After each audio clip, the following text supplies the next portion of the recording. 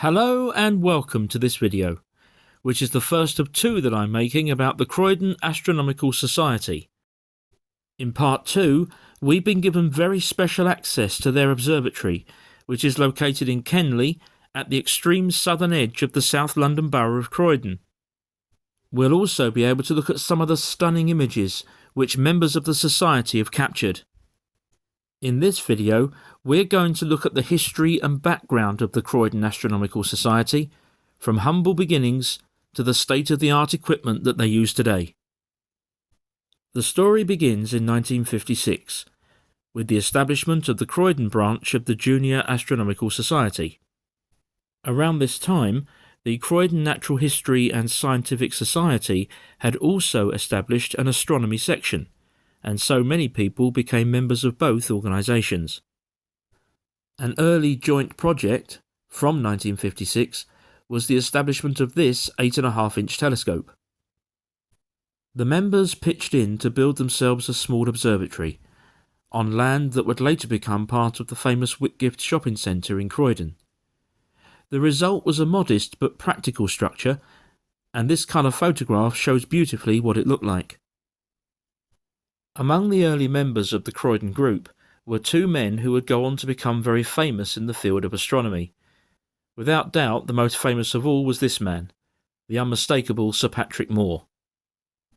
Early group meetings were held in the home of their first chairman, Fred Best, and in this photograph Patrick Moore can be seen in attendance on the far right, smoking the pipe.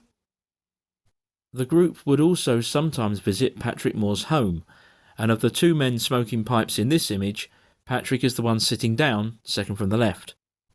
He also had his own observatory in his back garden, and in this image can be seen in the background showing one of his telescopes to a group member.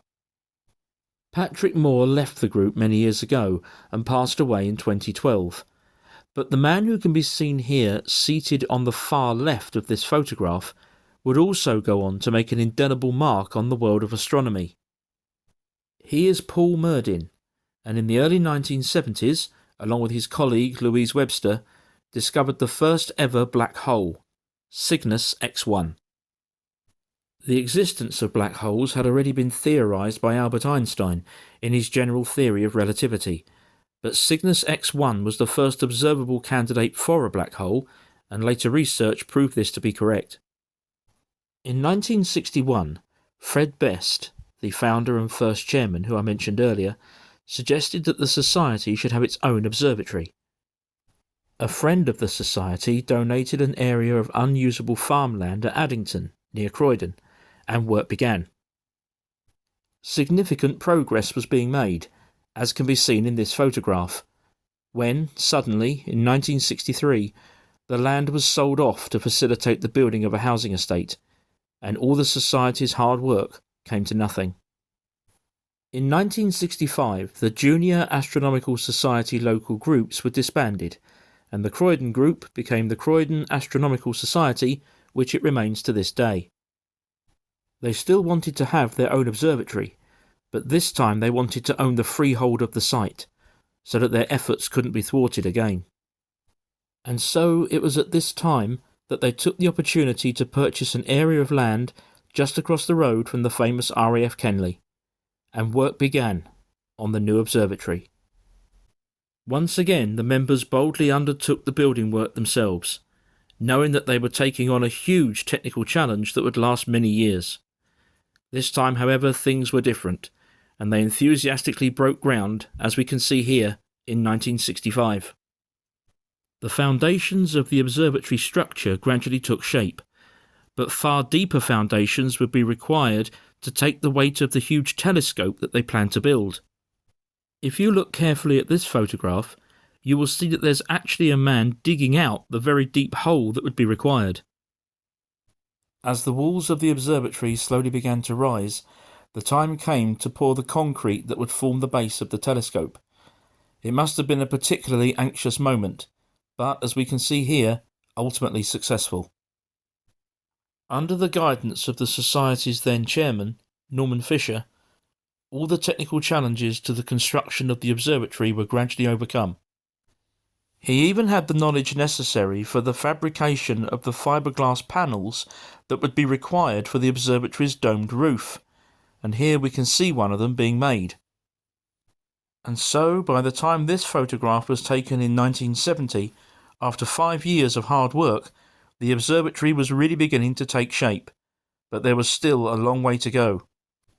Construction work continued throughout most of the 1970s, both outside and inside, not least on the building of the telescope itself, an 18-inch reflector which the Society called the Fred Best Telescope, in honour of their founder.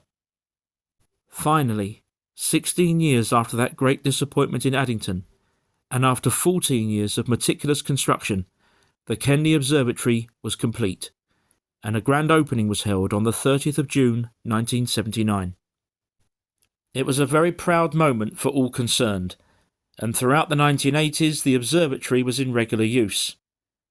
By 1990, the Society was able to expand their facilities further, and built this clubhouse right next door to the observatory building. In 1991, a second, smaller observatory was added to the site, and this was formally opened on the 30th of June that year, 12 years to the day after the opening of the main observatory. This was a very brave gift made to the Society following the untimely death of one of its young members, and we shall hear more about that story in part 2. In 1994, the Society suffered the painful loss of Norman Fisher, its energetic chairman who had done so much to make the observatory a reality. As a memorial, the Society renamed the Kenley Observatory the Norman Fisher Observatory, which it remains to this day. The work of the Croydon Astronomical Society, which became a charitable incorporated organisation in 2020, continues, and the Norman Fisher Observatory is in constant use. Its magnificent modern telescope, the third on the site, is currently on loan from a member. The Society loves to see new members, and visitors are always welcome to the observatory on Saturdays, weather permitting. The details of this and more can be found on the Society's website. The address is on the screen now and can also be found in the description for this video. I hope you've enjoyed this look at the history and background of the Croydon Astronomical Society. As I mentioned earlier, please join me again in part 2 for a very special tour of the Norman Fisher Observatory. For now, thank you very much indeed for watching, and I'll see you again very soon.